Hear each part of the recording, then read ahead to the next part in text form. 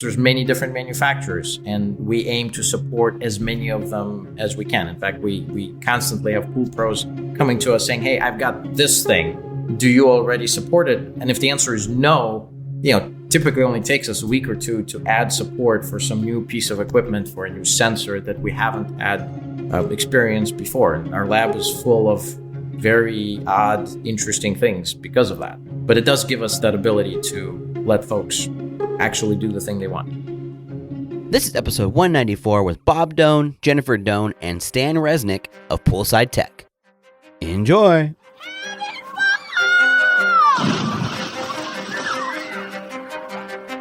Welcome to your go-to podcast for the pool and spa industry. My name is Tyler Rasmussen. And my name is Greg Villafania. And this is the Pool Chasers Podcast. Thank you all very much for taking the time to be with us on the show today. How y'all doing? Doing great. Thanks. Yeah, we're great. Thanks so much for having us. Yeah, appreciate it. Yeah, so we'll start with you, Bob, since you're at the top right corner. Listeners don't know what we're talking about because it's video. But Bob, why don't we start with you? Can you introduce yourself and your role with Poolside? Sure. Yeah. So my name is Bob Doan. I'm the CEO of Poolside, and I guess one of the original founders, and I guess the visionary behind starting this pool technology company. Very good. How about you, Jennifer? My name is Jennifer Doan, and I'm the Chief Revenue Officer here at Poolside Tech. So super excited to be here. Thanks so much for having us, and we're excited to get into it with you. And Stan the man. Well, I'm Stan Resnick, and I'm the Chief Technology Officer for Poolside Tech. I wanted to say that I'm the geek in charge here, but actually I think Bob is right in there with me. So, we are fellow pool enthusiasts and technologists. Very good. I can't lie. You must be the tech one, and it's kind of weird because we're doing the video, and it's just this audio waveform that's speaking almost like Alexa is speaking with us. It's total artificial intelligence. Greg, you got me. I am actually a computer talking to you. That's all. The Stan is actually not real. It's funny because Amazon is such a big company, and there was this big thing that people really wanted to know who Alexa was, and there was the search for that voice. And the person that recorded that voice, they found who she was, and she was pretty much like hidden in like the hills of, Colorado or something like that. And, it was denying it, but they got like voice recordings and all kinds of crazy stuff. And I'm like, dude, that is definitely Alexa. But I can see why she would want to stay out of kind of the limelight. Yeah, and I collecting her guess millions Stan as well. Just to be perfectly clear, I am not the voice of the poolside attendant. You will not be hearing from me from your pool panel at all, ever. Are you sure you're not the voice on the YouTube videos? Because that voice does sound familiar. You can't take the credit there either. All right, so why don't you all share your background and some stories on how you got into the pool industry? Yeah, so I'll go first. This is Bob. Our background really comes from the restaurant industry. So if you've ever eaten at a Burger King, a Wendy's, Arby's, Popeyes, Checkers, Tim Hortons, that sort of thing, we were the people who did the cash registers, the digital menu boards, the kiosks, kept track of the cars in the drive-through. We did things like your mobile apps for ordering the food, integrations with DoorDash, Uber Eats, things like that. We also did all the back-end integrations. So we would integrate with like the stoves and the grills, refrigerator, freezers, the warming drawers, all the things required to cook and prepare food.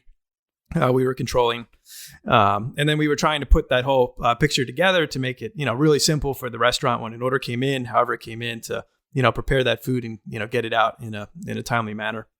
And we were doing that for about 20 something years.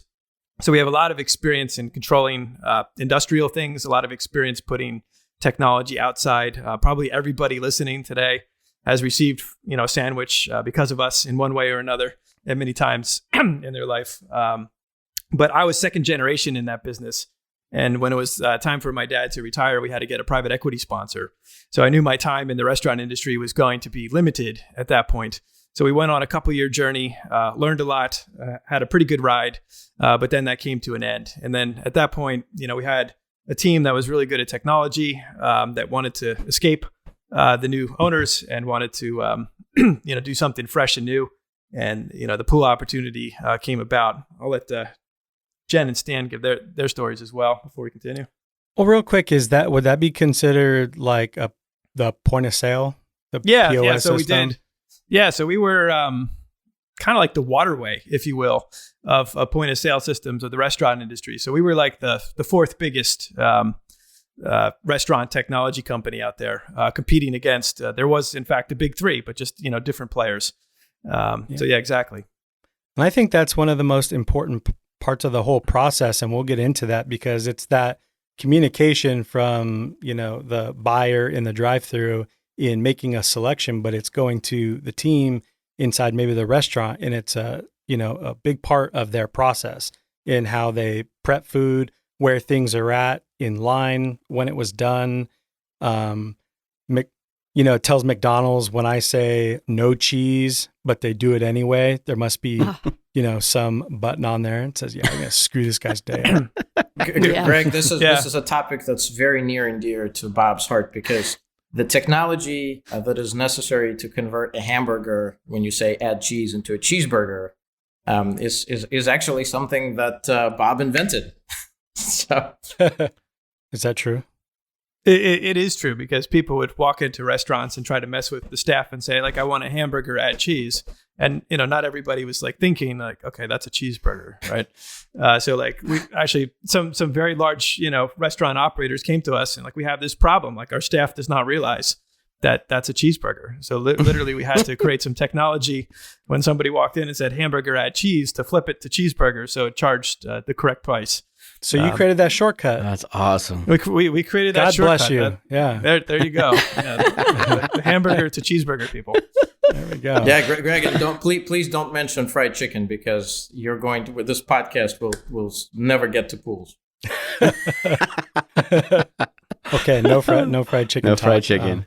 How about you, Jennifer? How'd you get into this business? So prior to this, I was in the restaurant industry as well with Bob and Stan and our other team members. And I was really the one that was responsible for customer satisfaction. I would take a hold of a large brand, be it from the corporate side or the larger franchisees, and just work with them to ensure that their needs were met, their requests were answered, any technology that they wanted to see in a product that we had. I'd make sure that I'd work with the engineering team to get that to fruition and make it so that it was exactly the way they wanted it. And obviously there's a back and forth. So I worked side by side with the sales team and the engineering team to really keep those customers key and top of mind and happy. So transitioning now into Poolside Tech, I do something very similar. I work with the pool professionals to understand the needs of their business, to ensure that they understand how our product works and how it's going to benefit not only them, but also the homeowners, the pool owners that they're installing this in. So I do deal with the homeowner as well. They understand technology. Let's say we get a lot of tech savvy homeowners that reach out that really haven't seen much innovation in the industry and love what they see and want to know how to get it. So I'll help facilitate that and guide them as well. So it's a fun journey, and just keeping people happy, keeping them up to date on what we can do versus the big three, and obviously respecting everybody to get them to a point where they're happy and comfortable with the decision to install an attendant. Yeah, and I have to imagine that it's got to be very difficult in making that transition from dealing with the food industry and now being in water. Because water is, one of the most complicated things in the whole universe, or searching for it outside of this universe. And the water that we do have here, we can't 100% explain what it is and how we can't duplicate it. And all these things that we've been able to do in technology, water is something that we've come a long way with, but is still it's not a tangible thing like, food and other things. Were you all prepared, when you came into this? I would say it was a very interesting journey, Greg. For me personally, so as somebody who is a physics enthusiast, and I actually read chemistry books for What's wrong with fun. you, Stan? Good. He good is a question. robot. Good question. But just don't call me Hal. But in all seriousness, there was a lot to learn, and it's actually something that I think was really a great deal of fun for us because we've spent so much time in the restaurant space. At some point you kind of there's not that much more to learn, to grow into, and so. Speaking for myself, this has been a tremendously interesting journey. And as you said, water is complex. It actually gave us an opportunity sometimes, as you come into a new space from the outside, you can actually have fresh perspectives. For us, having spent 2 decades in food, you sort of fall into kind of this common way of thinking. You become part of the industry, and then it's very, very difficult to innovate, to force your mind into a new way of seeing problems. Yeah, I love that. Some of the biggest game changers are ones that, came from other industries where they were, experts at what they did, and they bring it into something completely new and different. And yeah, very, very cool. And how about you, Stan? How did you get into this business? So similar journey. We've worked with Bob and Jen for probably over a decade. That perhaps ages us. I was in charge of building the hardware and designing a lot of the software systems. What is kind of interesting about the restaurant space? It's an industry of very tight margins. In restaurants, you're typically fighting for 3%, and it means that everything you do has to be incredibly optimized in order to make money. In restaurants, if you're not very, very good, you will fail very, very quickly. So we build systems for a lot of our multinational customers that help them extract those maximum percentages, right? Optimizing labor, making sure that the amount of time that you spend assembling a sandwich is minimized. You're literally talking about seconds to walk from one station to another station. How do you minimize that? That's the type of things that me and my teams were building, and hopefully the types of things that we'll be trying to bring to the pool space as well. Very good. And how important does design play into the whole thing? Because I really love the way that your application looks online and all the versions of it that I've seen. What have you learned from the restaurant business in the overall visual of what people are looking at, whether it be the technician or it be the homeowner or whoever it might be? How important is that? Well, that's actually, I would say, foundational to how we look at our product. Both from the standpoint of we want to make beautiful things, and typically things that are beautiful are easy to use, they're easy to understand, and it actually helps us ourselves understand how to make it better, right? So when we started the company, we probably spent the first maybe 6 months or so doing nothing but design. Before the first line of code was written, we worked with some of the best designers in the world, I think, that focus on UI and UX. And if there was one major driver for us to actually say, hey, we do think that there's a lot of improvement opportunity here in the space, it was having used the products that didn't really have a lot of design thinking front and center in the pool space. And so for us, we actually began this whole journey with that.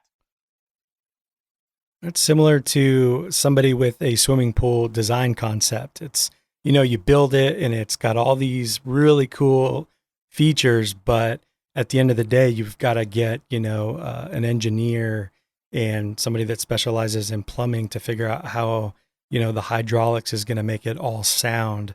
So it's, I guess it's kind of the same thing. You make it look the way you want, and it's like, all right, let's make this, functional as well as visually, appealing.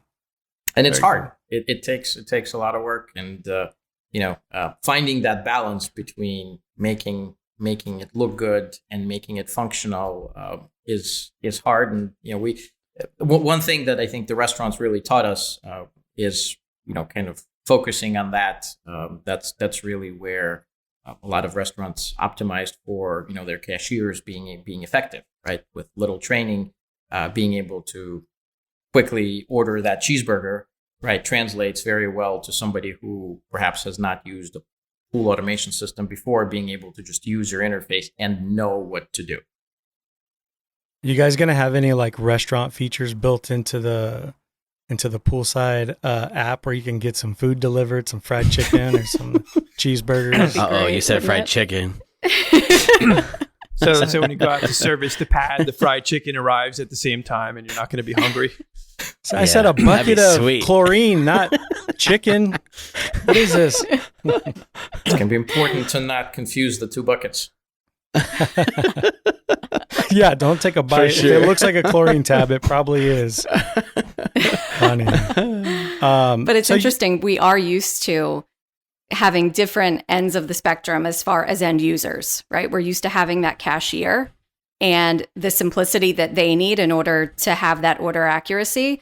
But we're also used to the other end of the spectrum, which is the consumer, right? The person that wants that fresh burger and wants it fast. So we're used to appealing to many different end users, I guess is the best term for it.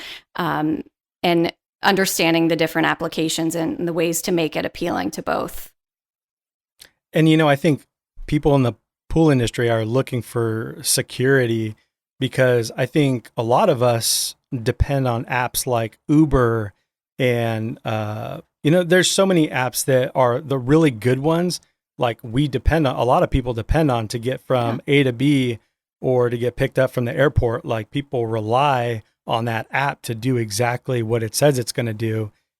And it has done that. So they rely on it. And having something in this business that, you can actually rely on. And part of that is it looking like the other things that we use in our day-to-day lives. And I think it definitely does a good job of doing that. And the simplicity, right? You don't get a tutorial when you try and use Uber. You just figure it out. Yeah, it's pretty easy peasy. It's funny how other apps could make something, better in a way. I guess maybe it's faster or whatever, but if it's not easy to use, then nobody's going to use it, right? Yep, that's right. You shouldn't have a 10-step process to get to anything nowadays. It should be pretty straightforward.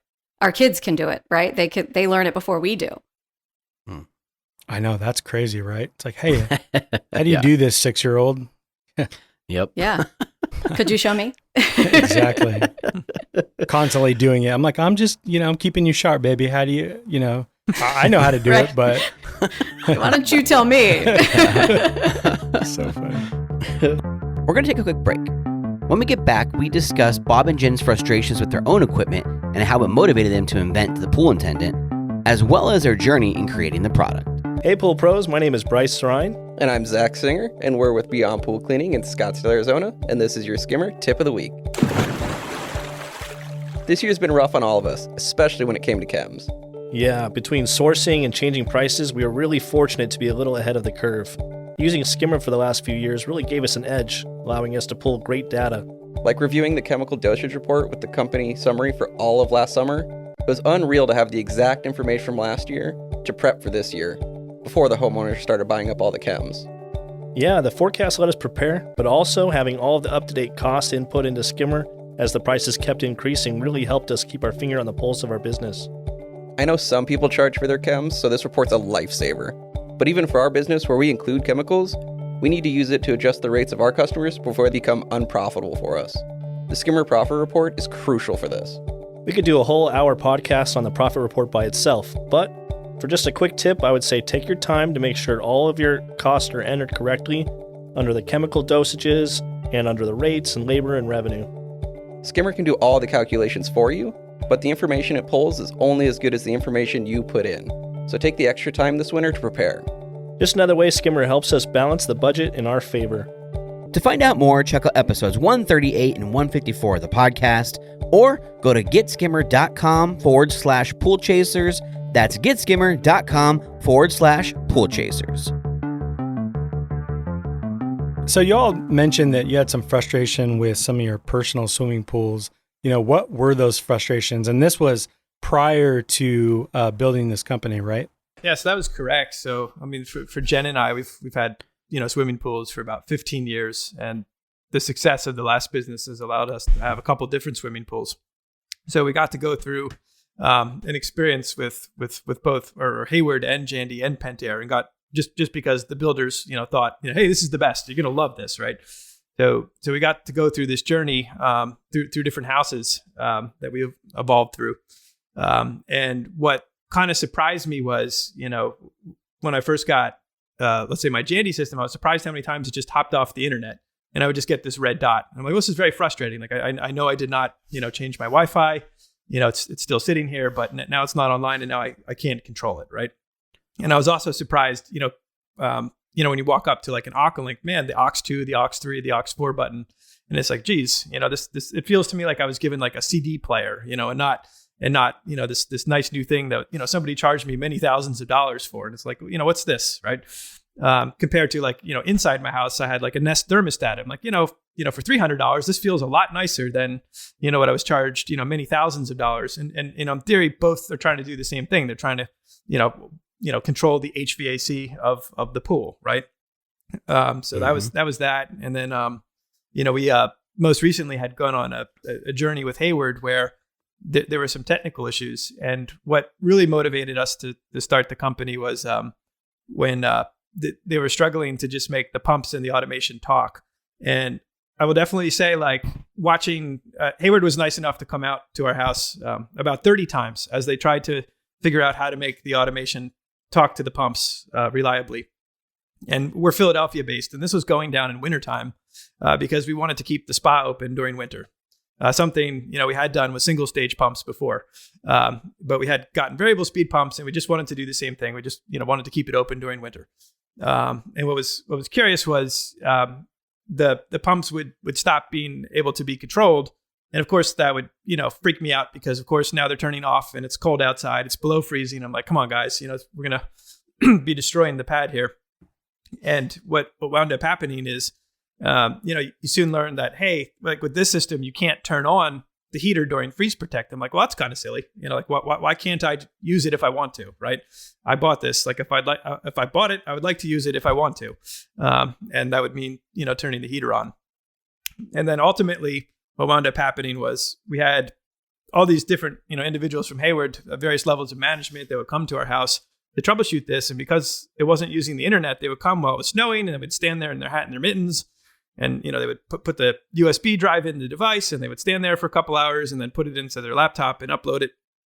And, while this was going on, it kind of made me realize, like, geez, in the restaurant industry, when we sold the business, we had about 50,000 restaurants in 64 countries. Like, there's no way we could have been sending people around in trucks with, USB drives and like trying to troubleshoot, a printer or a stove or, something like that. Like we always use the internet, right? Since, the 90s, basically. And it's like, wow, kind of across this whole industry, people have just gotten used to the fact that you don't use the internet. Like, you drive there to look at the error code, or you drive there to troubleshoot it. There's not a lot of remote troubleshooting you can do. And then watching these very large corporations, do this, made us realize that, not only could we, do a lot of things for homeowners, because like we realized, like, hey, this thing doesn't work like my Google Nest. Like, it just wastes money. It just blindly turns the heater on, or the chiller, or the heat pump, right? There's a lot of waste, or like it doesn't tell me my filter's dirty. Boy, I wish it did, because then my heater doesn't work, and then I'm sad, right? Like if it's automation, it should do that. But then I realized, like, boy, my pool professional is really getting screwed here, because nothing is telling him, what the problem is, and he has to constantly drive to the pad. So if like the weed whacker, got the actuator cable or thermistor, something should tell him that, that it's not turning, right? Or if the pump has, some sort of error code, it should tell him that. Because like as a homeowner, my experience was I don't realize it's broken because the automation didn't say so, right? Now days go by and, either the pool is green or it's not getting warm, one or the other. And then I'm upset. And then you wait for the pool professional who's busy, right? He probably had other stops planned that day, right? So it's brutal. And then when he finally comes, to just realize that, hey, oh, geez, the pump has some unrecoverable like heat sink error. Now I have to go to distribution and they don't have it. Now it's going to come from, some other location. And now we're going to wait even more days. And in the restaurant industry, if that happened, like people would be very hungry, because like the goal was always to, get people food fast, right? So like we were always planning the supply chain, the raw ingredients that needed to be there, so that when you ordered that sandwich, it was ready to go, right? So something had to decide, I need, thousands of hamburger patties and buns and so many fish patties and, chickens and so on and so forth, right? So that everything was ready to go. And we kind of realized that, the automation not only wasn't serving the homeowner to help save them money, but it was, really not helping the pool professional at all. And it wasn't helping distribution know what to have, ready to go. So in theory, the computer can know that there's a problem with the pump and, it could tell distribution right away, like there's an unrecoverable error, Kyle, the pool guy is going to need, this VSP, right? And none of that was happening, but yet this happens almost in so many other industries, right? And that was kind of like the overall motivation for, geez, if we're not serving the homeowners and we're not serving the pool professionals and we're not serving distribution / ourselves, then who are we serving, right? And that was kind of the investment thesis for starting the company. Like let's really understand these different groups and let's serve them well, all three of them. Yeah. And I mean, who wins at the end of the day when you have, this flawless, process and this app and software and all these things? Like, why do any of that? Like, whose life are we making easier? Well, I think you're trying to make everybody's life easier. Like I would Exactly. say that, yeah, I mean, like everybody wins, right? So like as a homeowner, like I'm saving money on a daily basis, but just like my car, like can you imagine if like the cars, didn't come with fuel gauges? Like I can guarantee you people would be going to their dealers quite regularly upset that, the engine doesn't work, right? And it would be this catastrophic thing. Like, once upon a time, there wasn't low oil shutoffs and things like that, way back when. And of course, things blew up and like people got frustrated, right? But as time moved on, the car became kind of defensive, and we like the fact that it has a fuel gauge. We like the fact now these days it tells us how many miles we have to go, to try to help us not do silly things, right? Our houses are doing the same things, just kind of like our cars, but our pools were not, right? So to answer your question, like I think everybody really wins. Like the homeowner wins. Like we're really trying to find ways, so that the pool professional, like their time is super valuable. Let's let them have, upsell opportunities to the homeowner, not lose, any of these sales, right? And plus, manage their time a lot better so they're not driving, places needlessly.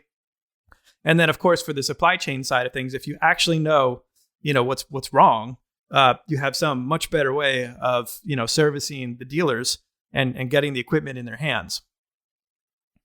Right. I love that because I think a lot of people in the business think that it's job security and having things more complicated than they need to be. And they're just kind of running around like crazy, where the homeowner doesn't actually care about that. If you're taking care of my pool, I don't care what like software you're using, just figure it out fast and fix it fast. You know what I mean? Or give me options in what I can do, salt, chlorine, or, this heater package or filter package, or you need a filter clean. No doubt about it, because all these things are telling me that it needs a filter clean. And you wouldn't look at your car when it's running out of gas, it's on empty. You wouldn't say, I don't believe that. I'm gonna keep going. I don't think you would do that. I wouldn't do that. No one's ever done that. My grandma a couple times, but she got stuck in the desert, so don't do that. But I think go ahead, Jen. I was just going to say, isn't it the best to know proactively that something's wrong as opposed to reactively? You know, you as a homeowner, you expect that your pool professional is taking care of your pool if you subscribe to that service. It's great if they can know before you even know that there's an issue and they're already on top of it. You know, that's an amazing thing. Everything is very reactive right now, and it doesn't have to be. Mm-hmm. Yeah. And with so many pools being built, you know, there has to be something to help us, because as a business owner of a pool service company, you're trying to always find more time in order to like focus on your business and make it better and market it better and do all these different things. And it's very difficult to do that when you're doing these things that take, you know, hours or days to figure out, when something can tell you instantly. Yep. Yeah. So that was like a huge revelation for us when we were just talking to the first pool professionals that signed up. We didn't realize how happy they were going to be. And then we, you know, Stan and the team started, you know, tackling those problems even more aggressively. Like, how can we extract the most amount of value out of our hardware and find all the little nooks and crannies, like even like doing something simple like a door sensor. Like sometimes pool professionals accidentally leave the door open, right? And like, that's a bummer, especially if it rains. So, you know, just all these like little ways we could try to make your life better and let you know, something is not quite right. Or like if you left it in service mode, we can remotely take it out of it. You know, so if a tech does that by accident, just like every little thing that you're driving to a pad, which, you know, in today's age, like unnecessarily, like we really try to like find those things. And, you know, we'll get into it later. Like we're always just like constantly listening, like trying to improve this. I got to know, what was like your first interaction with a real legit pool guy or pool gal? Don't hold back. Don't hold back. It's all right. I had a heater that had a bad control board, and this goes back I don't know, 10 years or so. And I must have had like a rookie technician who was servicing it, and you know, they were heavy smokers, so they're like, you know, I don't smell gas. I'm like, they were bleeding the line. I'm like, I do, and they're like, I don't. I'm like, well, geez, I don't know how you want to settle this. And he takes out his lighter. And I'm like, oh boy. And I was like, gosh. I'm like, well, I'm going to stand back because I'm not, you know, I don't, I'd quit smoking. So I'm like, I smell gas. Like it's not going to end well. And, you know, that was my first experience. And I'm like, boy, you know, it would be great if technology was there to help them in this troubleshooting process. So they knew they had to bring a control board, you know, because of some sort of ignition failure. Like that would have, you know, that would have been great. Right. And that was my first experience. And I was like, you know, there's opportunity here. And obviously we were still in the restaurant industry and everything. So like, we just kind of let it go. But I realized that, you know, if you're running a service company, like, you know, you're hiring people to perform a task, and, you know, they might not have 100% of the same skills that you do. Right. So we need to empower them in all the ways possible, you know, so that, you know, they don't make, you know, silly mistakes. Right. And that, you know, as much as possible, everything is remotely troubleshot so that they're not going there calling you 10 times and you're going through, you know, a whole bunch of, you know, gyrations. I feel like Stan wants to say something. Am I wrong? No, I don't think that I can top the smoking. Did it blow up? What was the result? You didn't actually answer the. Yeah, you didn't tell us what happened. You just said he took out a lighter. He's alive. He's alive. Like it obviously lost some hair. Sounds like a Seinfeld episode. Well, but everything is an opportunity, right? So everything is an opportunity to do better. So like with our restaurant business, you know, we had like 1,000 employees at one time, and unfortunately, like when you have 1,000 people running around, you know, you're going to have people that are knuckleheads that are going to do certain things that you really wish they didn't, right? And, you know, when you come from a technology company background, you try to put as much technology in place to limit the sillies, right? So that they don't do ridiculous things. And especially in the world of food, where you have, you know, like the whole food safety thing, where you definitely want to make sure, you know, there's no danger to eating, you know, whatever it is they're touching. So I think, we just thought of it differently where, because we come from this world of having to optimize a technology business, where we're just constantly introducing technology to solve problems as opposed to more people with trucks and things like that. We see these things and like every time we see one of these, it's like, oh, wow, that's an opportunity to create a new feature. I never even thought that somebody could be that silly, right? But in fact, they can. Yeah. Well, they can. So once this happens, you're having these frustrations on your own swimming pool. I mean, what were some of the first things that you did? I mean, what was your first sort of idea on how you were going to tackle this issue? I mean, obviously you probably figured that you weren't the only one with this problem. Greg, I think that our first moves were really to try to buy the thing that we wanted, right? We desperately looked for a product that, did a little bit better, that kind of rose to the level of, which you would find to be completely table stakes, as Bob mentioned, in other industries, be it, just your vanilla home automation or restaurants. And we failed. At that right around that time, I too became, I ended up with my first pool, and it was an indoor pool. Indoor pools turned out to be hard. Controlling humidity in a closed space and doing it right is not trivial. And you would have thought that there's all these systems that are out there that just make it easy and foolproof, and very quickly you discover that just doesn't exist. As Bob mentioned, that really was kind of the moment where a lot of us felt this is an industry that we could really do something meaningful in. Nice. And I think the other thing too is so we because we weren't coming from the industry, we just spent many days and nights just like kind of just building lists of like all the things like my pool should do, right? Based upon my experiences, with other things I own, like a car, right? So like, hey, when is my pool going to be ready? Oh, it's going to be ready in 3 hours and 15 minutes, right? And it's going to cost me, I don't know, $28 to do this, right? Just like my car tells me like how many more miles I have to go. I mean, it's an estimation. It's pretty accurate, right? But it's still nice to know. It gives me some sense if I have to go get gas or I can, keep going, right? We knew like in our house, like we had, smarter thermostats, and it's like, wow, this is kind of nice. Like it knows I'm going to be home at 6 o'clock and I like it at 72, and you go figure out whatever that means in a energy efficient way. And, these kind of technologies appeared in HVAC, for example, it's like 12 years ago, right? So in theory, the pool industry was on notice, let's say for 12 years that, times are probably going to change and, the technology will have to get smarter. Yet, nothing had happened. And then I can tell you, just by owning a pool and actually having worked on a pad, like, just knowing like, hey, my filter gets dirty, but I don't want to go out there and like look at the PSI all the time. Like I would just like to know getting dirtier, it's getting dirtier. Now it's time to clean it, right?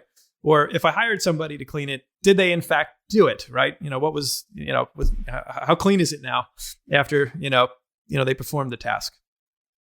And, we wanted something that was easier to use for like larger configurations and be all, feature based and not device based. It's like one of our biggest gripes with the existing technology was, it's like everything is device based, pump 1, pump 2, pump 3, but it's not really the feature, right? So if it's, this one blocks this one, or you can't do this because of that, like nothing was really making it safe for like your whole family to use it. You would have to kind of understand your plumbing schematic and know, perhaps I can't press this button, especially if the pool professional didn't know to set up the interlocks or it was too hard, like that kind of thing. And, as we sat back night after night and started talking about like, what has happened to us? So like, well, a couple of times for Jen and I, the Weed Whacker won, unfortunately. And, the Weed Whacker, got an actuator at one point, it got a thermistor. And like, well, what happens like when the Weed Whacker wins? Now my spa is drained, right? Because let's say they grab the suction side actuator or something like that, right? Or, my thermistor has failed and like now the temperature is crazy and like now it's, doing ridiculous things. Or, I've had, various parts of, the heater fails or the pump fails and, many different drive errors, right? And then just starting to write these all down and like, well, what can we do about this, right? And the other part was like, how can we save the homeowner as much money, right? So like, our take on it was like, I don't want to turn my heater on at 12 o'clock at 86 degrees because I'm going swimming later. Like, I want to tell the system, I go swimming at 4 o'clock at 86 degrees. You go figure out what that means. Or if I just happen to be having a party on Saturday as a one-time event, also be able to make that easy. Like, hey, Saturday, 86 degrees, you go figure out what that means. Maybe that means turning the pump on at 11 o'clock at night and starting to heat. Like, who knows? But, the computer can do physics and all the math, right? Versus me, turning it on like, the day before just because, right? And just wasting money.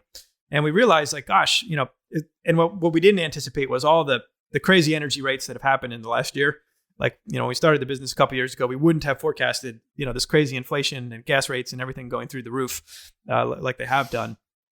But it really has helped us with our story because, now it really makes it obvious that, geez, you're wasting a lot of money, perhaps even over $1,000 a year, on your HVAC device, maybe even more, right? Just by blindly turning it on, right? And we wanted an app that was going to show you in the app, like today we're going to save you $43 because we calculated, the sun is going to make the pool, 3 degrees warmer, right? And really surface that and make sure that, the homeowner sees that value prop every day. So we sat back and, like as Dan mentioned, like we spent months, like probably at least 6 months, just toying around with, we have this vision of, here's all the things it could do. Let's figure out how we lay this out to make it, as easy as possible for homeowner, pool professional, and distribution. And then to add to that, I would say, where Nests and, your typical thermostats, right, that kind of were some of our inspiration, are controlling relatively simple systems. In the end, turning on your air conditioner is not really rocket science. Most pool pads are complicated, right? You're dealing with moving water through, a lot of different paths, and doing it correctly, doing it in the most energy efficient way is non-trivial. And so for us, that was a very interesting challenge to solve, for sure. Yeah. How long did it take you to get to like a finished product? How many variations of that did you have? So I think from a hardware perspective, we took us, I would say, maybe a year and a half to go from our first prototypes to the finished product. And obviously, we had to go through Underwriters Lab and get all the safety certifications done. So it's a pretty long journey. But on the software side, I think we have a very very strong team, and our initial release was done probably within a year or so of starting the company. Wow, that's fast. Yeah, that's really fast for tech. But you also kind of realize in the pool industry, like there's no sense in like saying you're done. So like one of the things that makes us different is just trying to learn as much as possible from pool professionals. And like, we've gotten so many great ideas just from talking to pool professionals every day and listening to their pain points.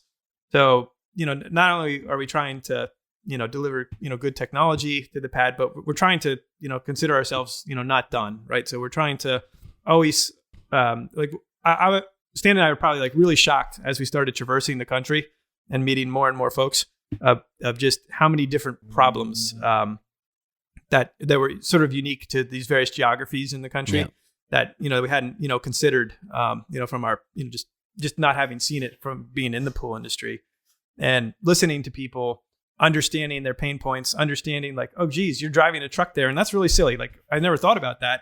No other pool automation has thought about that. But thank you for telling me you're driving a truck there for something that's really silly. We're on it, right? So that's... Yeah. And we've talked about that at the previous trade show too. I think that's where you guys have the advantage, right, of over the big three. Like they can't make changes like you can make changes. It has to go through 25 people to get approved before something little gets changed, which could take a year and a half to go into the new versions because they have so many versions out there that they can't change yet. So you guys have a big advantage there. Just the software methodologies. So like a lot of those products are, 10 years old, right?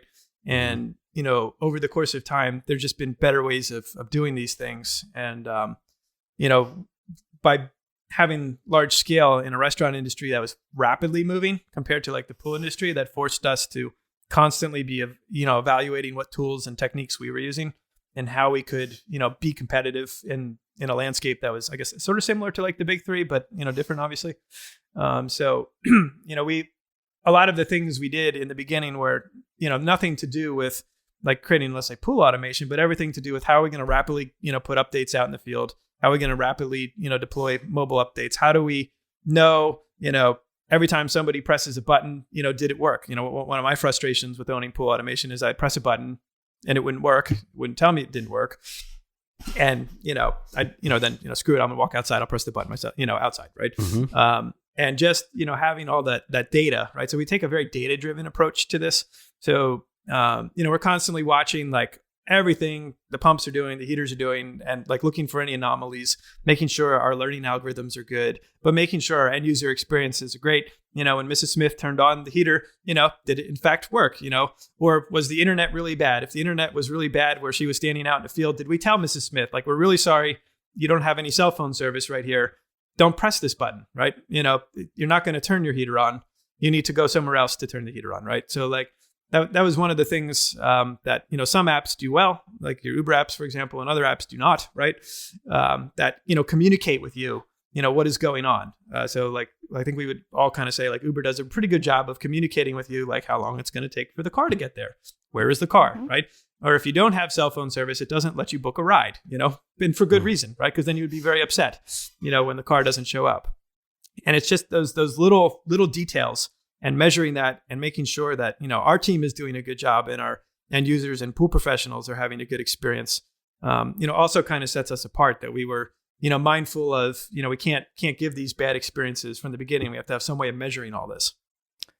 It's funny, as you're talking about all that, something that a lot of us use that's similar that we depend on is our the app for our home alarm. We depend on all those sensors that tell us a window sensor is, not working correctly, or your sliding glass door, or wherever you have these things set up, or something gets knocked offline. These are things, just like a swimming pool, if you weren't physically messing with it or checking its pulse to find out if 1,000 things were working, you would never know. But with a house alarm, it's telling you every little thing. It's being proactive. If it gets knocked offline, you shouldn't be upset. You should be happy that it's communicating with you so that you can resolve this issue of why, that connection got separated. And the same thing goes for a pool. It gets on that level where we can all depend on an app to be able to communicate all those things with us. That's gold for everybody. It's going to make technicians, far better, because they're going to truly, it's a learning tool as well, right? Like they're going to be able to actually know, what this thing is that needs to be done. Because there's a lot of technicians out there that, don't really know. And I don't blame them, because to sit down and study, like the 55 different pump error codes and, know what they mean across all the makes and models from the big three, like that's a hard task, right? And, who wants to do that, except for Stan, right? So, somebody has to sit there. The computer. And you need to be making sales, not trying to figure out all that other Right. Exactly. But I actually like the home analogy is great. And I think we're going to use that moving forward. That was pretty genius, because can you imagine like turning on your alarm and it just says, I refuse, and it wouldn't tell you like window 3 or something like that. That would be, or a bummer. Or if it turned on and it really didn't, that would be yet even worse. Right. But if the app was really confusing, you know what I mean? Like if it was very techy and you had to go online, there's no, actual app you can download. Like it was not intuitive. It's like, oh shit, I just turned on my alarm. What the hell is going on? Oh, cops are here. It's still going. I don't know, man. Like, how do I undo this mess? Exactly. And I think that's where things like Nest and all these other companies have really nailed it. I don't know if any of you are Stanley Kubrick fans, but one of my favorite movies is Space Odyssey. And there was so many things that happened in that movie that are like iconic for modern like electronic design. Because you had all these very minimalist, basic, things inside of the spaceship and all these other places. And I was like, dude, that's where it's at. It's super simple, except behind is very complex, to where a lot of people don't understand. It's only people like you that know how the inner workings of this actually, work. But the interface has to be simple enough for a kid. For sure. And that's the hard part, right? Kind of hiding the complexity behind something that's easy to use, right? Making sure that imagine. You don't have to know that there's, 4 pumps and a bunch of actuators there driving your spot jets, right? Just being able to press a button and say, I want them at 50%, right? It's not a complicated idea, but behind the scenes, many things have to happen correctly for that to actually work. And look, like with most modern technology, in many spaces, that's table stakes, right? Your phone, compare that to, the things that took us to the moon, right? You have hundreds of times more compute power in your pocket right now, right? And you just take it for granted. That's just how, where we expect to be. But for some reason, we still find a lot of pool pads controlled by, Casio calculators. And we really do think that there's a lot of opportunity here. And I feel like we all have pools because they're fun, right? And we don't want to have to think about it. We didn't get it so that we could be a slave to it. We want to just have fun. It should work. It should please us when we want it to. It should be ready when we're ready for it. And this app gives you the ability to do that and just sit back and enjoy, which is why we created this character, the attendant, because let him think about that stuff, not you. He's got you. You go do you. You go have fun. That's awesome. I love that because it really is what it's all about. So many, especially homeowners that are trying to just turn on a simple spillover, some water feature, the deck jets, whatever it may be. And it's like a million steps or things weren't done right, but nothing is actually helping you understand, how to program it correctly or what to do. But if there's just, something very like basic in how to make those things happen, yeah, you're supposed to enjoy the pool for sure. Right. We're going to take another quick break. When we get back, our guests explain how the product works, how it can use every vendor you like, the different solution the product brings, and how it differs from the big 3. This episode is brought to you by Leslie's. The pool industry has seen its ups and downs for the past few years, but Leslie's has been there through it all to provide you with best-in-class service, competitive pricing, and available inventory on products you use every day.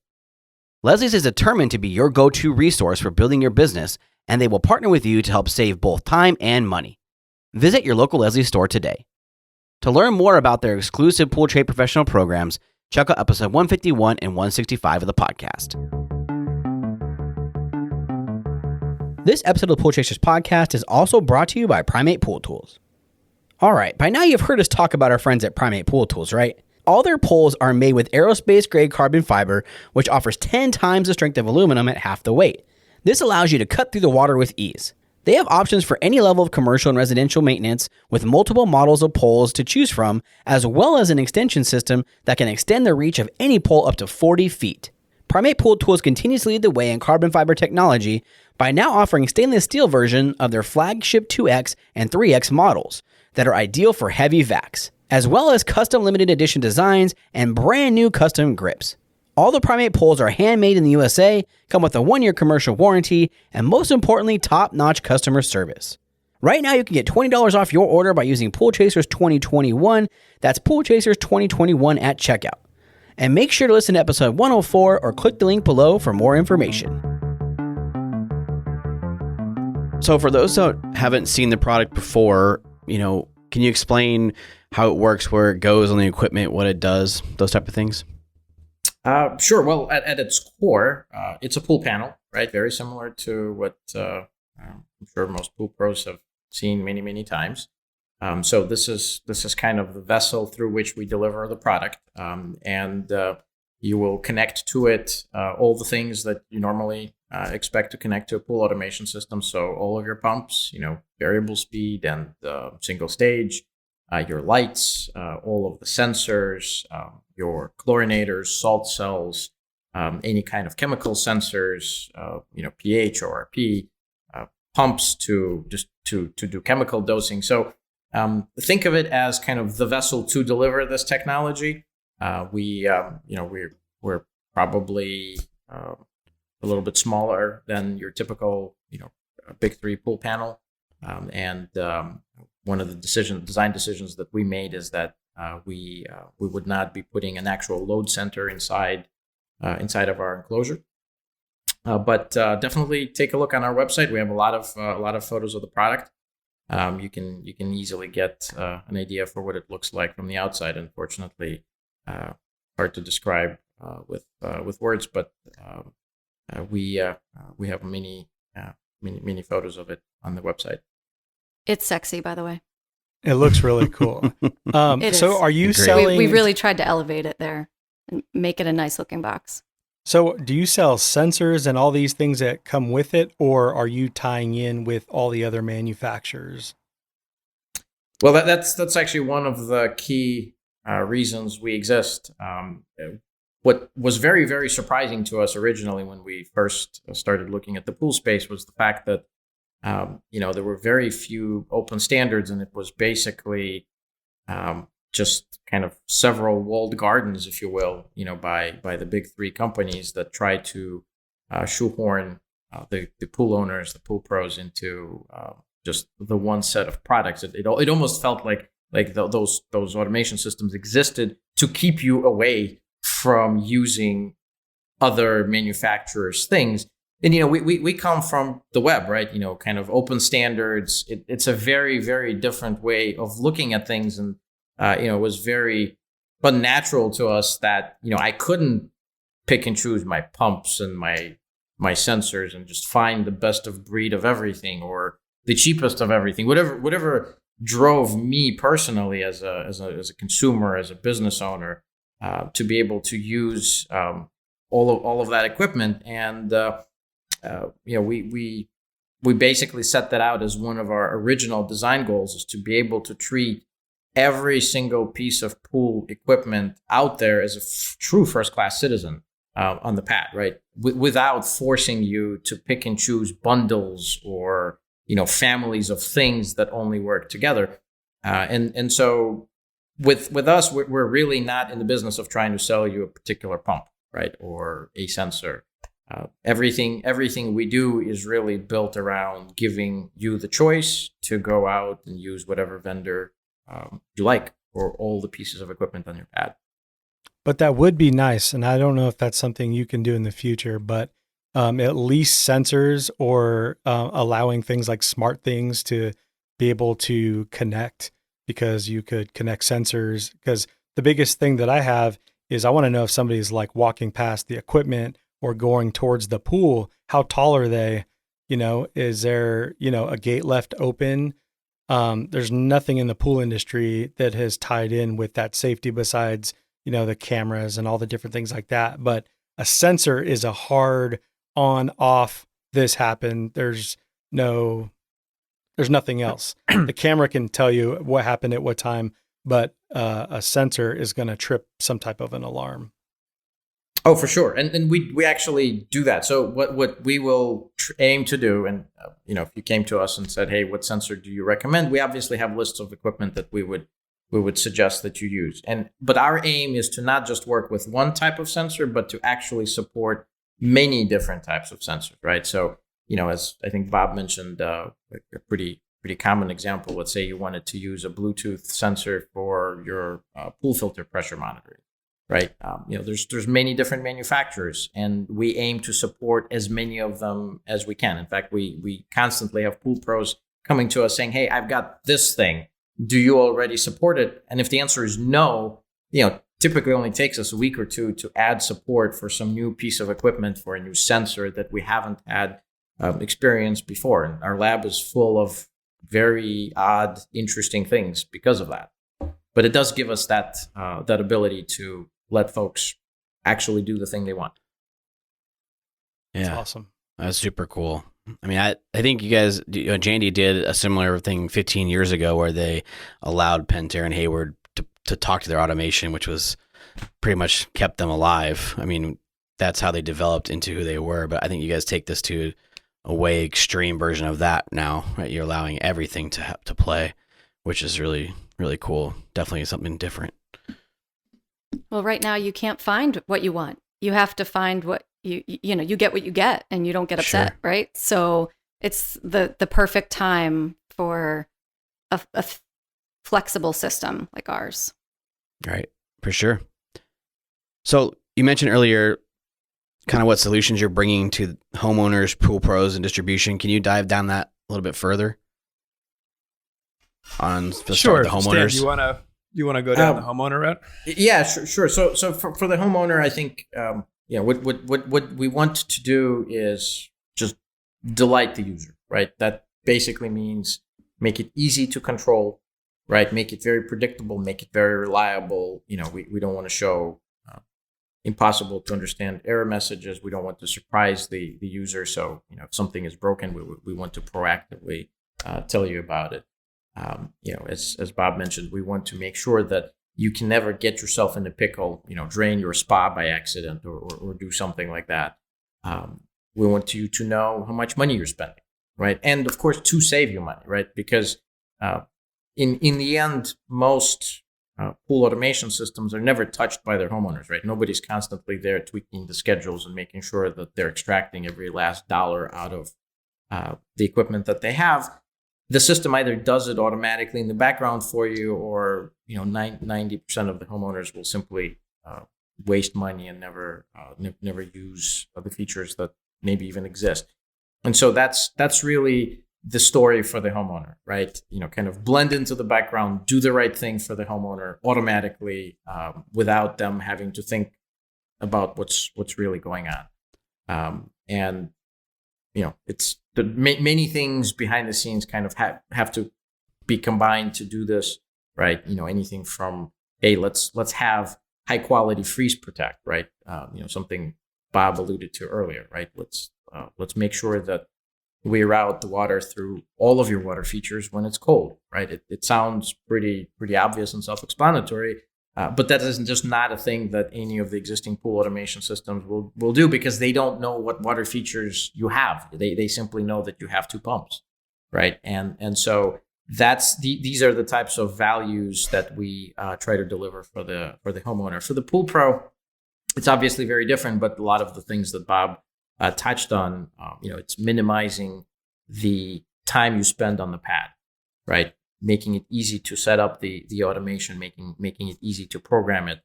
In fact, one of the things that we really work very, very hard on is to make sure that you don't actually program the system, right? When you set up the attendant, you basically draw us the plumbing schematic that you have on the pad, and that is it, right? The system then figures out all the fluidic paths that are possible from there. There's nothing for you to really learn. There's no, kind of intricate little steps to take. It's very, very straightforward, and we really aim to minimize the amount of time that the pool pro spends on the pad. Same goes for situations where you've got a service call. I think we talked about this a little bit before, but telling the pool pro what's going on ahead of time, we can usually see a pool pro save at least a whole visit by not having to go there to initially troubleshoot and assess the situation.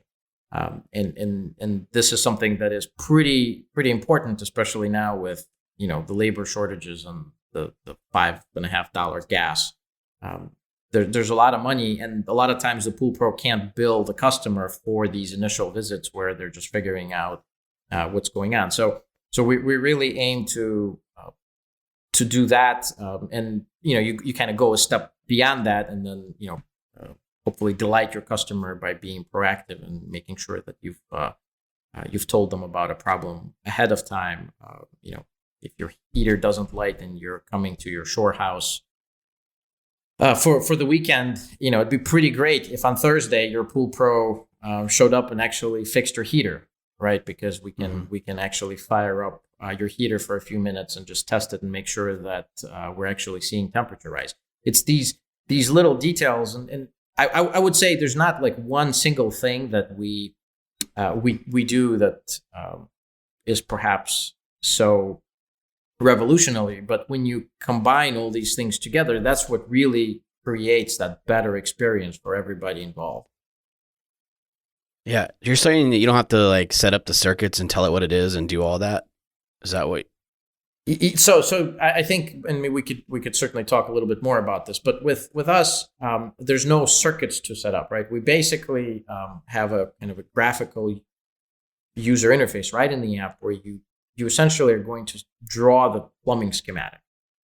So all you're going to do is you're going to say, I have this one body of water and I'm pulling water from it through some number of devices, right? And actuators, and maybe I have sensors along the path. And you can tell us where the sensors are along the path, right? And that is all It's the the information. diagram, right? Like it's the That's flow the chart, diagram. the diagram. Yeah, that's right. That's right. And from that, we know everything that there is to know about how one can route water in your pool, right? So, you can take, very basic examples of, we can be aware of the fact that you're drawing water from your spa and dumping it into your pool, right? And that is always a bad idea. And so, if we are figuring out how to route your water, that will never be a path we will take, right? It's these types of ideas that really make it easy to program. So with the attendant, there's never an interlock that you would need to set up, for example, right? The system is aware of what's bad, and you don't need to teach it that. And it enables us to, take most any plumbing scenario that you have and actually make it work properly. Because, we've certainly seen a lot of cases where, some unusual plumbed pads, they just don't work with the kind of the programming paradigms of the big three automation system. They're very hard to extract the behaviors you want out of. And so yeah, that's really one of the things that drove us to kind of our configuration paradigm, and it drives a lot of the features. Anything from knowing that we can have 4 pumps driving your one set of jets in your spa, to knowing how we can route water to all the different water features in case of a freeze protect situation. Right? There's nothing to program in that case, and it's actually something that I think we're pretty happy with. Yeah, that's really cool. One of the things you have listed here is the Airbnb mode. I think that would be definitely beneficial for homeowners and pool pros alike, right? Yeah, for sure. And we've actually had a lot of folks with rental properties ask us for this because it's a pain. What do you do? It's a pain point. It is a pain point. If you just have guests who will set your pool to 105 degrees and or 104 and just enjoy a giant spa, however many hundreds of dollars that costs. And so just being able to control that, see it, and by the way, circling back to the pool pros, these types of whodunit, right, scenarios were also pretty important for us. We wanted to make sure that the pool pro wasn't getting blamed for stuff they didn't do, right? Or they should. I think accountability is very important. I don't know what you're talking about. For sure. So for us, somebody goes to service a pool and, Tyler goes to service it, right? And, you don't want him being accused of leaving the gas on, unless he did. Like if he was testing the heater and he left it on, so be it, right? But if the kid went, 30 minutes later and turned on the heat, well then, the kid is to blame. So with us, not only is it just like Airbnb mode, we see a lot of our homeowners share the pool with their children, right? And they'll let them, let's say, either not turn the spa on or at all, or maybe just say, hey, you can only turn it on to 95 or something. And maybe you can't turn on the deck jets, but you can do whatever, right? So with us, because we're all feature-based, you can say, okay, this user can have access to these things with these limitations, right? So that way, if, the kids can change the lights and maybe do a couple things, but you don't want to muck in with the temperature and stuff like that, right? Those are some of the ideas that we brought forward, and, we find a huge amount of adoption where you're sharing the pool with your family in different ways, I guess, depending on how old or responsible the individuals are in your family. But it's just another little way we help, the homeowner manage this, especially things like DMX lights. So we're the only pool controller that supports DMX lights. So, but it was kind of funny, the kids kind of inspired some of these features. So if you look at some of these kids, in their rooms, they have these, $30 DMX light strips, right? and they're there controlling them and setting the colors and making their own little shows. And it's like, man, my $800 retail pool light allows me to click between like 6 shows and has like 7 colors. And it's like, what is this? So what's pretty interesting is, companies like, PAL or CCEI and whatnot have these DMX lights that you would, when you go to a concert, like the thing that's causing all the lights to bounce around and stuff like that is something called DMX, not the rapper, obviously. Like we can actually control those lights. So we have pools that have DMX lights and they have the color wheel, and then the kids, or the adults even, we find a lot of adults, will, have a party and they create their own little light shows, or on the fly, they're like, oh, look what I can do, right? Just like, your favorite 10-year-old in their room. But it really just adds a lot more value compared to, these legacy lights. Because like you would never walk into Home Depot and expect to find like this kind of light bulb or dimmer that you had to flick like 10 times to like make it dimmer. Like that'd be crazy. Yet this is kind of like the state of lighting in the pool industry. So it's just, one of those things. Right. That's what happens when you have, a few large, very comfortable players in the space who are trying to protect their revenues with little drive to innovate and do better by their customers. Yeah, and I think for your product to keep up with other new technologies, right? Because there's a lot of people making different things, and if you're able to, adopt those and put them into your product, I mean, that's really awesome, because there's a lot of people that make a good product, but they don't play well with others, and that makes it really, really difficult. That was really one of the most frustrating things that was foundational to us, right? Is just there's all these ingredients exist, and yet it is impossible to put them together into something that actually works for your pool pad. And we're really working very hard to try to solve that. Yeah, that's definitely a big issue. So what are the major functionality differences from, other products on the market?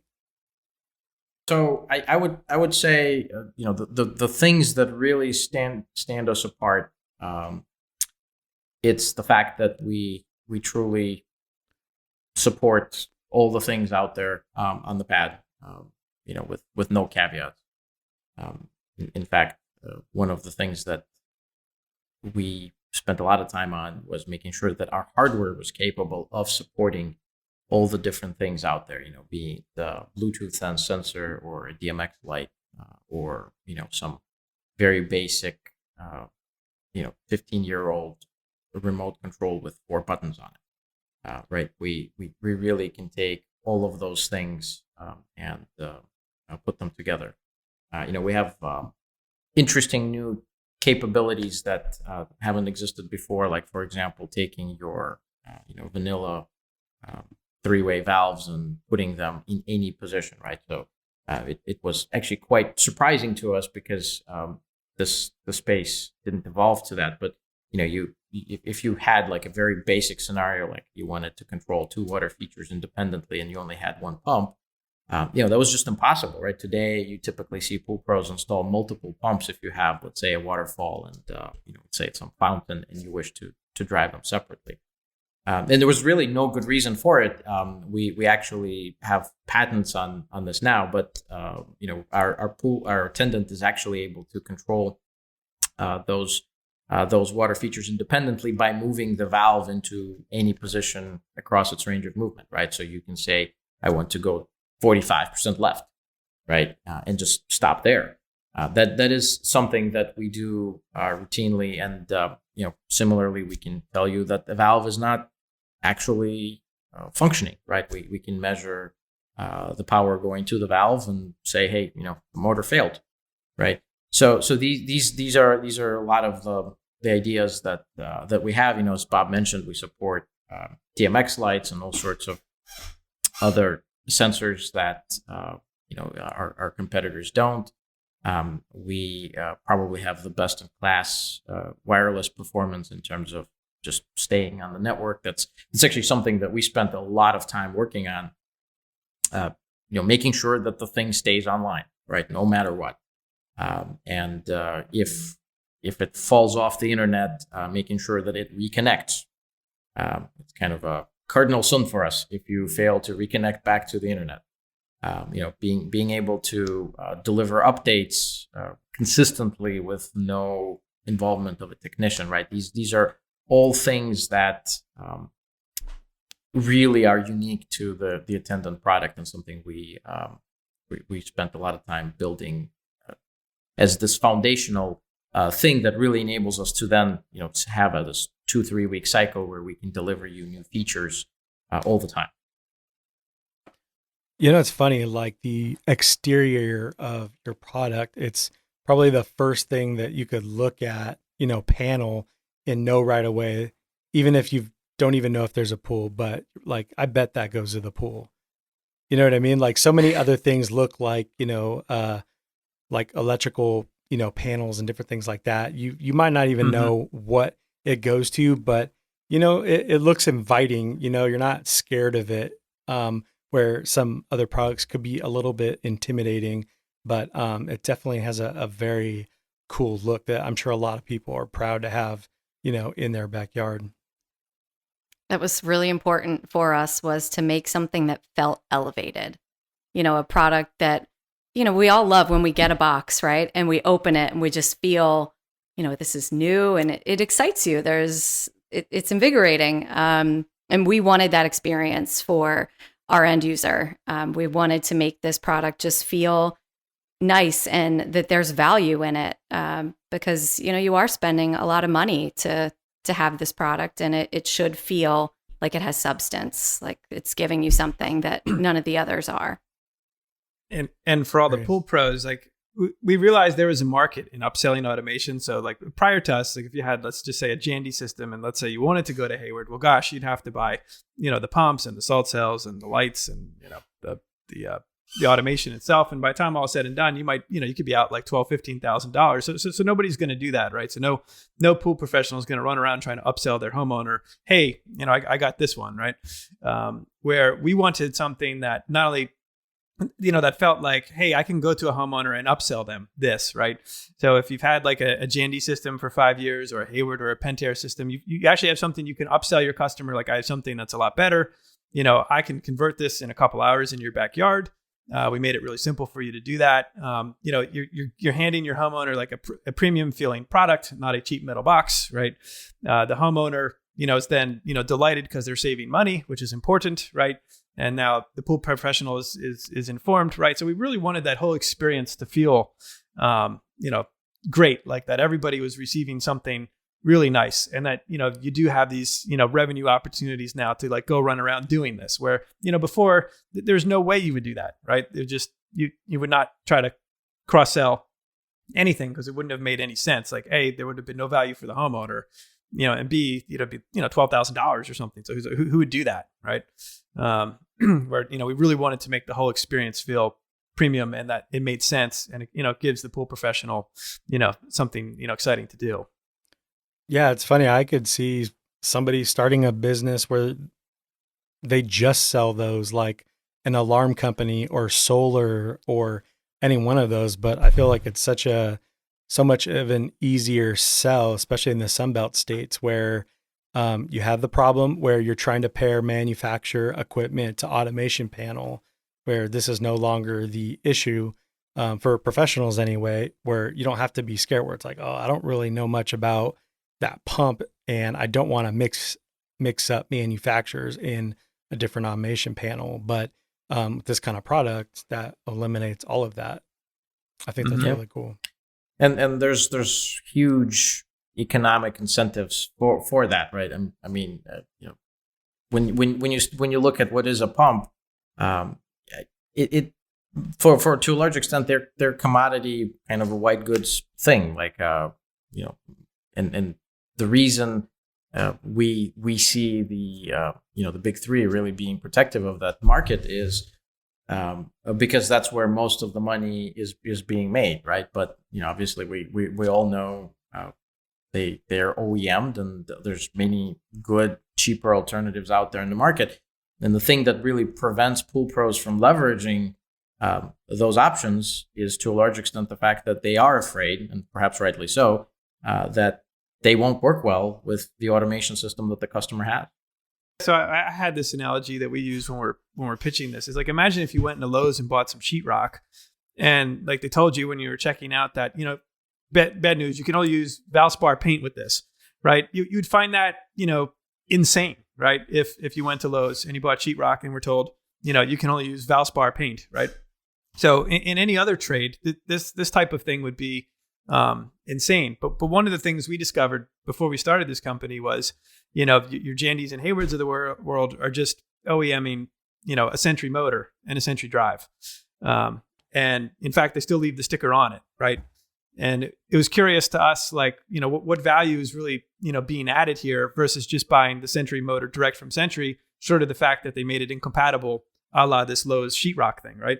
And where technology normally comes into play across almost all other industries is it commoditizes complements. And what I mean by that is, in our industry, in the pool industry, like the automation would normally commoditize the pumps and the lights and the salt cells. Because if you go into Home Depot or Lowe's, the lights are not proprietary. Like there's no such thing. Like there's like socket sizes and whatnot, and brightnesses and things like that. But, you know, there's no such thing as like these proprietary lights, right? Yet in the pool industry, for some reason, you know, it is, you know, because technology hadn't come in yet, they've been, you know, they remain proprietary. And, you know, they shouldn't be, right? In the rest of our worlds, they're just not proprietary. In fact, if you go to Home Depot and you buy, you know, whatever brand Philips light, you know, you wanted, you know, you can go to the plumbing section and buy Kohler, you know, because you're allowed, right? You just wouldn't even think twice about it. Yet in the pool industry, like, you know, the electric aisle and the plumbing aisle matter, right? And they shouldn't. And that's one of the things that, you know, we're trying to dispel, that, you know, it's all kind of pretend. There's no, like, the R&D dollars were spent creating these walls to create this heavily vertically integrated corporation, as opposed to doing what like modern tech companies do, like your Googles or the Amazons, and like creating like AWS and things like that. So, you know, we really feel like the opposite business model is the way to go versus this, you know, proprietary business model that they've been in. I love that. So good. So what kind of warranty do you all offer on the product? So we offer 1 year on parts and labor and an additional 2 years on parts. Perfect. And are you open to feedback from the industry? I'm sure you all are, but, you know, I'm sure there's people listening to this that are going to have, you know, so many, you know, questions, suggestions, all of the above. We think that's critical to us being unique, is that we want to hear the feedback of the pool professionals and the homeowners for that matter. We want to make this product best in class, and we feel like we have plenty of room to keep innovating. And that's our plan, is just to continue to offer more features that are going to save time, save money, remove those pain points, and also remove the challenges in the way of a pool professional from selling this product, right? If there's a reason that a customer doesn't want it, we want to know why, because we want to remove that from the equation and make this honestly the only choice, the only logical choice really is to go with the attendant. So we want to hear it. We're completely open to it, and we thrive on it, because I don't know if you can tell, but Bob and Stan are problem solvers. So if they're faced with a problem, it just drives them mad. Like they won't be able to sleep at night until they can fix it. So like just today, like we learned something new. Like customer pool professional calls up and says, "Hey, I need a way to measure, you know, my fills in my pools, because some of my pools are on city water, and like when they leak, it's getting expensive, and then the homeowner is slapped with, you know, a huge water bill." I said, you know what, that's actually pretty interesting. Like, go on, let's talk about this, right? And, you know, getting to spend like an hour, you know, with these guys talking about the problems their customers are having. And like, yeah, it would be great to see in a graph in an app how many gallons I put in my pool each day, right? I'm like, yeah, like you're right. Like if I owned a pool, you know, in the Sun Belt and I was putting water in it and I was on city water, like, yeah, like that could get expensive, right? And they had all these stories. And I'm like, yeah, that's an awesome feature. We're going to do that for you. And this is happening almost every day. You know, somebody comes to us with, you know, something that just hasn't, you know, it happened to us before, you know, just as end users or talking to the pool professionals we've talked to before. And like, just even your comment about the gate earlier, I'm like, oh, you know, it's actually a pretty good idea. Like I would probably actually want to know my gate was open and closed. You know, that's interesting. And no one actually had brought that up to us before. And just those little ideas, like, yeah, we can add value. Like if you're willing to run some wire and whatnot, we could, do some contact switches and know that your gate is opened or closed, right? And, just like we can know if the pool cover is on or off, right? And other things we can do with contact switches, like, yeah, like, Greg, you're totally right. Like that actually adds some value. And then listening to you, understanding like what are the things you need to upsell your homeowners. And then obviously we have to write the software and make that all work, of course. Right. And then just empowering you as a business owner to then go execute and, sell more things. And, hopefully like your life is better because now you're selling a ton more pool automation and, that's meaningful in your life. So we love that stuff. As you can tell, we will geek out with pool professionals all day. That's awesome. I love that. And I'm sure everybody listening is, ready to have a company that they can actually speak with and implement these things, because the tech side of it, I feel like there is a ton of people that really want to help innovate and be a part of, that space. I truly think that there are a lot of, good people that really want to make their business better, and technology is a big part of a way of doing that. And it really like just amazes us. And it's like awesome talking to these, total strangers at first, right?